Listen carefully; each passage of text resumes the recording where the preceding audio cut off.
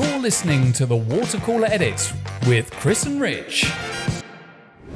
Hello everybody and welcome back to another episode of the Water Cooler Edit with mybayut. On this episode, well, it's summertime, so that means it's incredibly hot outside and it's approaching 50 degrees pretty fast, but we've got some ways that you can beat the heat. For the first time ever, we have market reports on Ras Al Khaimah, the most popular northern Emirates.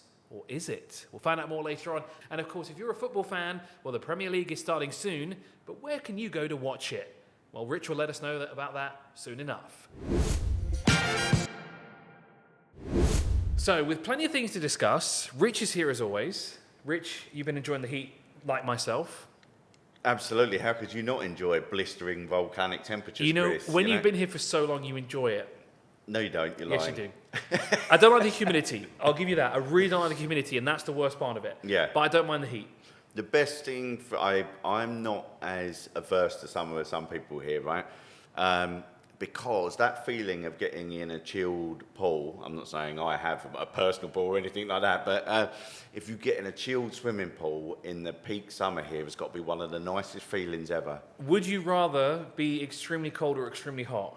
I think I'd rather be extremely cold because you could always put extra layers on, right? And if you're extremely hot, mind you, you could always get naked, but not in public. Not in public. No, I'd like you to, do it no. at your own home. Yeah.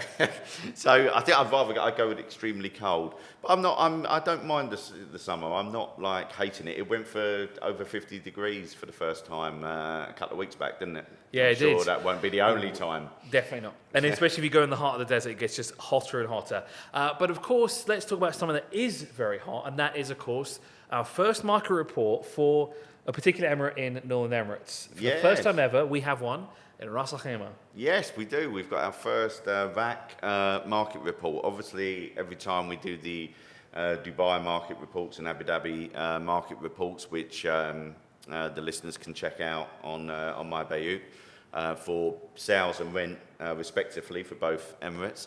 But yes, we've because I think interest in RAK has massively increased in recent years, has. right? More people consider it as a location to live, even to commute to Dubai from.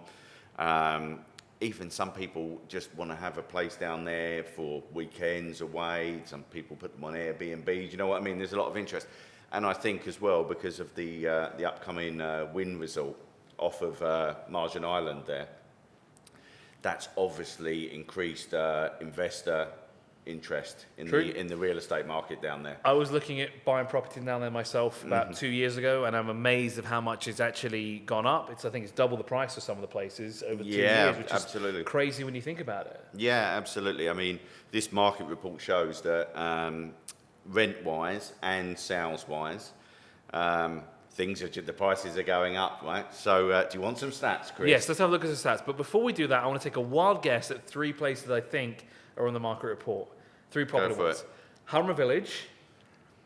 Ooh, yes. Yasmin Village. I think that's on there. I'd have to double check. I should know, shouldn't I? I should have should be there. But what would be the third one? What's the third most popular place in RAK to live at the moment? I know there's Marjan Islands. Then there's a few new clusters that started appearing here and there. But what's the one that's up the road? Oh no, it was Alhambra Village. Never mind. Mina Al Arab. Sure, you know what, we'll go with that one because those are the only two I actually know off by heart. Right, Mina Al Arab is quite a popular one. The most the two most popular areas on the market report, which is obviously sourced by searches on Bayut, the amount of searches, is Alhambra Village top and Marjan Island second, right? So, which they're not very far from each other. If you know RAK, I mean, literally you can drive from Alhambra to Marjan in less than 10 minutes. Yep. You know, so and look, they're quite desirable, potentially waterfront, etc. Marjan Island is where the wind resort is going to be off of Marjan Island. So, but stats. You want stats? Yeah, let's look at some stats. Okay, all right. So the rent for villas in Alhambra Village, right? So you've got 3-bed, 4-bed, and 5-bed villa configurations. Now, do you want to hazard a guess at the average rent? We should say this is in the first half of 2023. So January through June. Average rent for what? A Three bedroom? Yeah. What do you reckon? 70,000. Yeah. See, right. That's kind of the ballpark I would have been in. Right? No, 93. For Ras Al Khaimah in the beginning of the year. Wow, that's gone up a lot. It's gone up a lot, exactly. Yeah. This is the point, right? So that's for a 3-bed, an average of 93k in Al Hamra. So a 4-bed, 4-bedroom would be about 120? Not bad, pretty close, 114. Okay. 114. And then a 5-bedroom would be 160 probably? Right, now I'm not sure, I'd imagine the 5 beds must be huge in comparison to the 3 beds and 4 beds, right? Okay.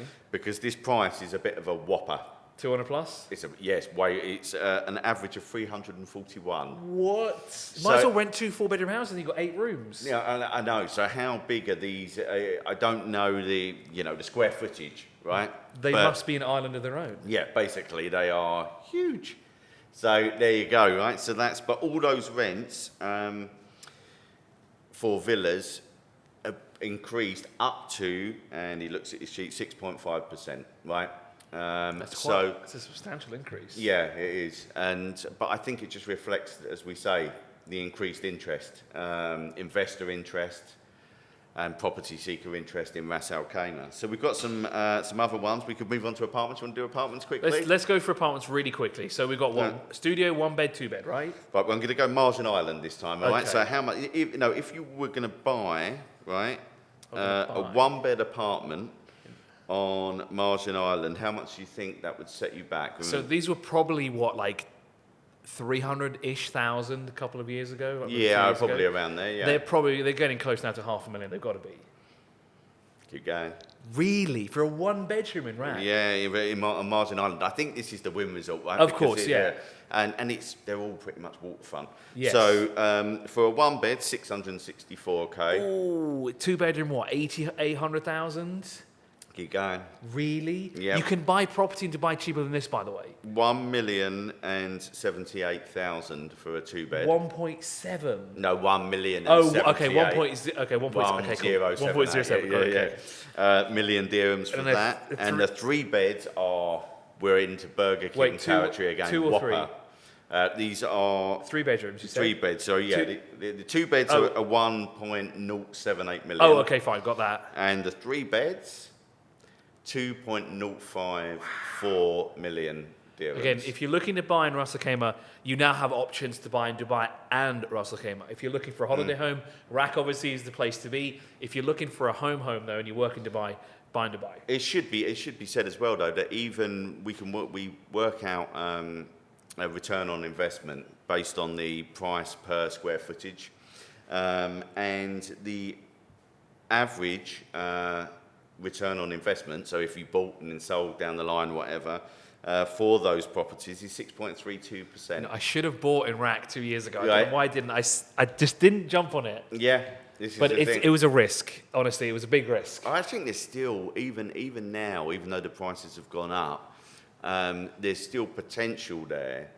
to make money down the line, because I could be wrong, I'm not any expert, so please don't take my advice, but I see it unlikely that those prices are going to dip. Not anytime soon, that's for sure. Yeah. With the hype of wind obviously coming in, Iraq is starting to become a real hotspot of the Northern Emirates. They're really developing the area. There's a lot of places down there. Millionaire migration continuing. Exactly, right? and it is a very beautiful location. Rak has a lot of natural beauty there. Mm-hmm. They've got the mountainous regions, they've got the waterfronts. It's a lot, and it's still relatively quiet. It's still a calm place to be. If you don't like the hustle and bustle of Dubai or Abu Dhabi, of course, Ras Al Khaimah is a bit more quaint. It's a bit more quiet.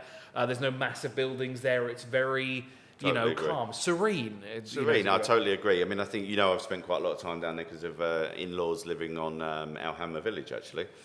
It is very peaceful in comparison, and sometimes it's kind of nice just to get out of Dubai for the weekend and just get there and you just feel a little bit more chilled out, right? You know what I mean? It's just so you can kind of, I don't know, what's the word?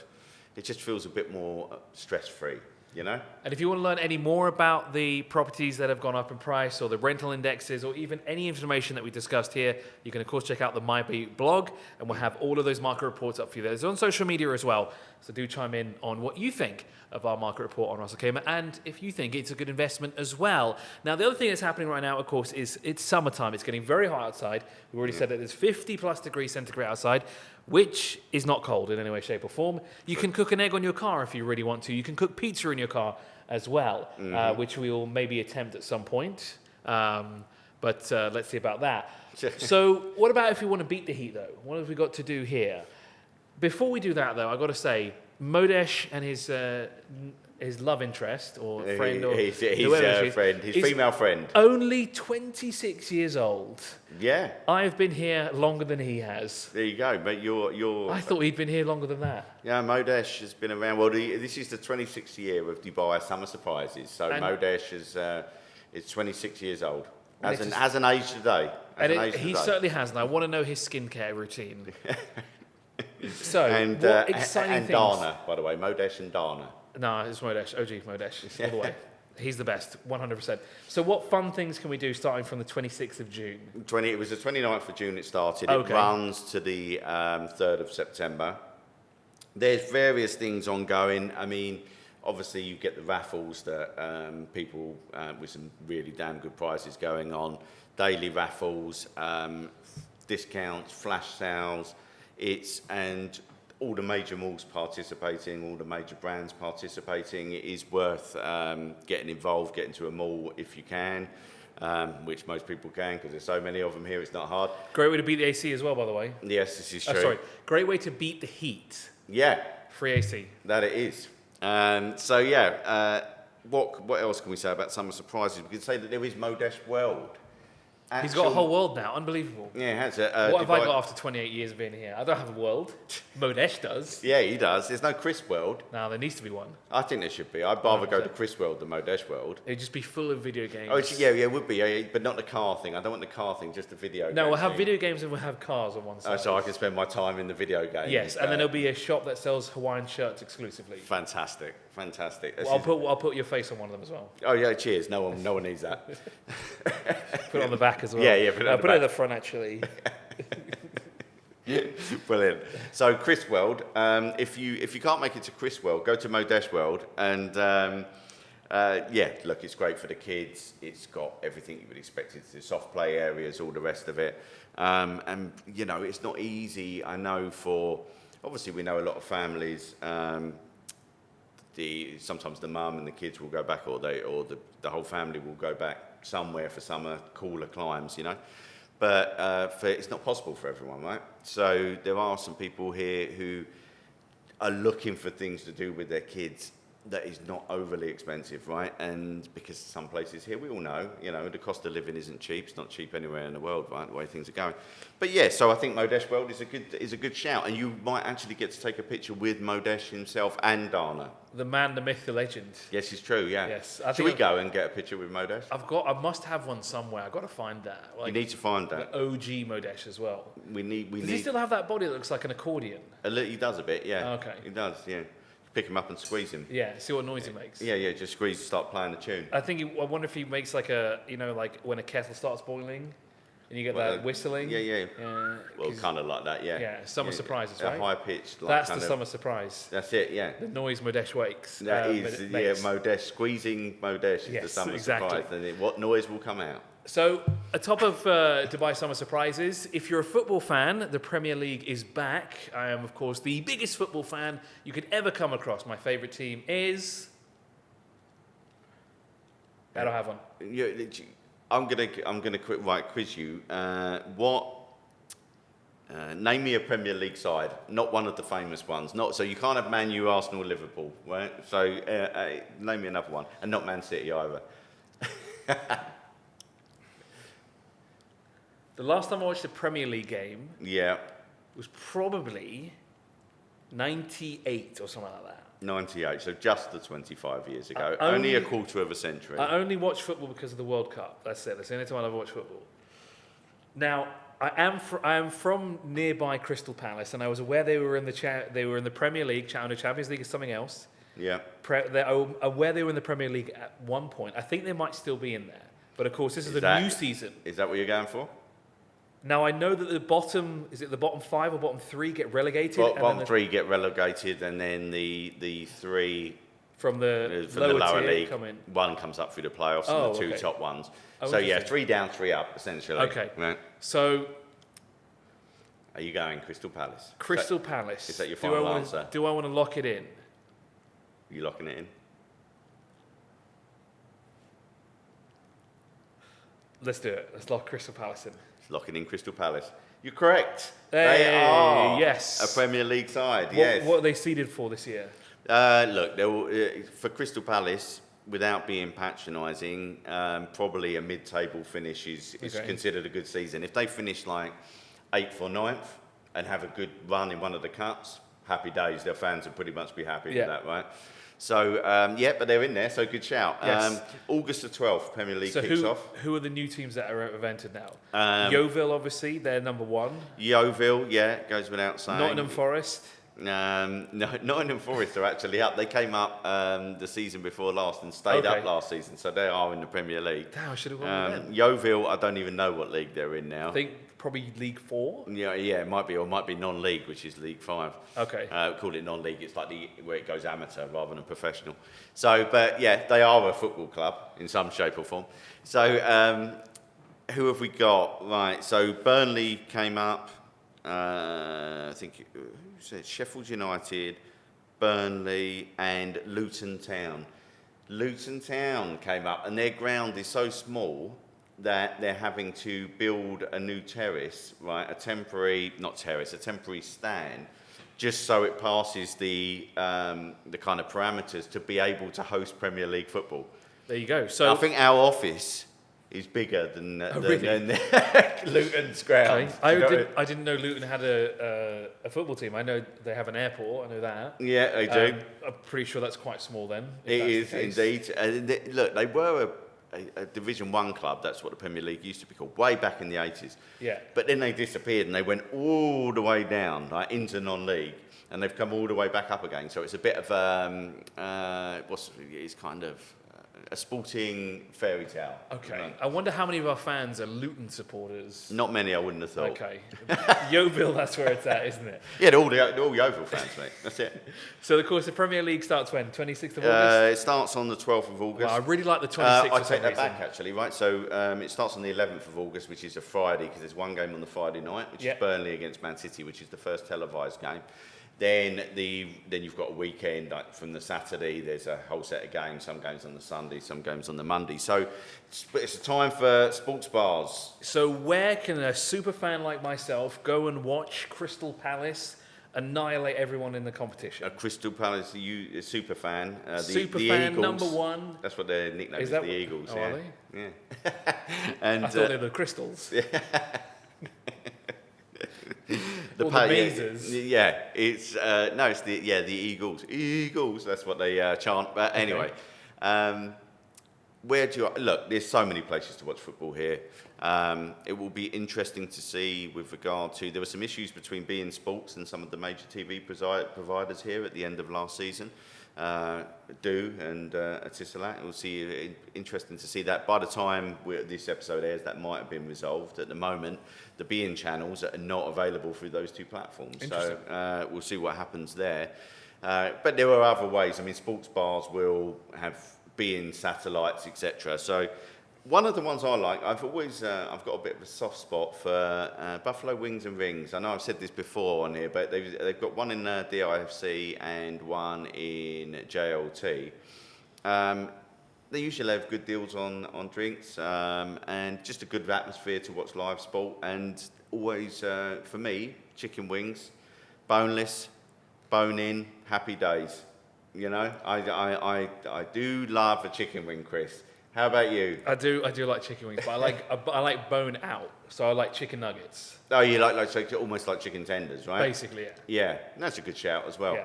I'll tell you. I'm prone to swallowing things like that, so I avoid Oh, so you could just like whack a chicken. You put a chicken wing in and just swallow it. Exactly. Bone in. Yeah. You could be like a cartoon. You know, they used to do that and spit Oh the bones yeah. out. That's what I was trying to replicate, but then I just end up swallowing all the bones instead. Not a good idea. No, probably not actually. Maybe a slight chance of chokage. Yes. So where else can we go? Obviously, Irish Village is going to be a popular one to watch the football. Yeah, Irish Village is always popular. Any of the Irish bars really, right? McGettigans, McCafferty's. Mr. Toads, I guess, as well. Mr. Toads at the Premier Inn, they show a lot of live sport. You've got a fair few Premier Inns in now, and I believe they all have Mr. Toads in them. Obviously, you know my local one in DIP. But look, it's take your pick really. It's just about what kind of budget you're playing with, because obviously some places will have better deals on drinks than others. Whether some people might not want to go somewhere where there's alcohol. So you've got places like Buffalo Wild Wings on the Beach Road, which is a great place to watch live sport, but it doesn't serve, it's dry, right? So no alcohol. So there were some people, maybe more of a family atmosphere, right? Yep. You know. So and we've got articles on my Bayut, best sports bars, best places to take kids for various family-friendly restaurants. Best teams to support as well. Well, the best team to support is always Arsenal, obviously. Oh. No, it's not. Sorry, what am I saying? It's Man City. No, it's Luton. What we call Luton Town. Luton Town. Okay. Yeah, there you go. We're all Luton fans now. Yes, we're all Luton fans. Why Manchester City though? Well, Manchester City, Abu Dhabi. Oh, yes, the connection there. They won the treble last year as well, so they've been phenomenally successful. They beat my team at Arsenal to the league championship. We finished second. They finished first. So we'll see what happens this year. It's all on, Chris. It's all on. Well, that's all we have time for today. Thank you so much for joining us on this episode of the Water Cooler Edit. Of course, if you want to learn any more about the subjects that we discussed on this episode, you can of course check out the mybayut. You can of course check out the mybayut blog, which is bayut.com/mybayut. Thank you so much for listening. Thank you so much for joining. And do tell us down below who your favourite football team is and where you think is the best place to go to watch the football. Don't say you're home, because we can't come round to your house. You're listening to the Water Cooler Edit with Chris and Rich.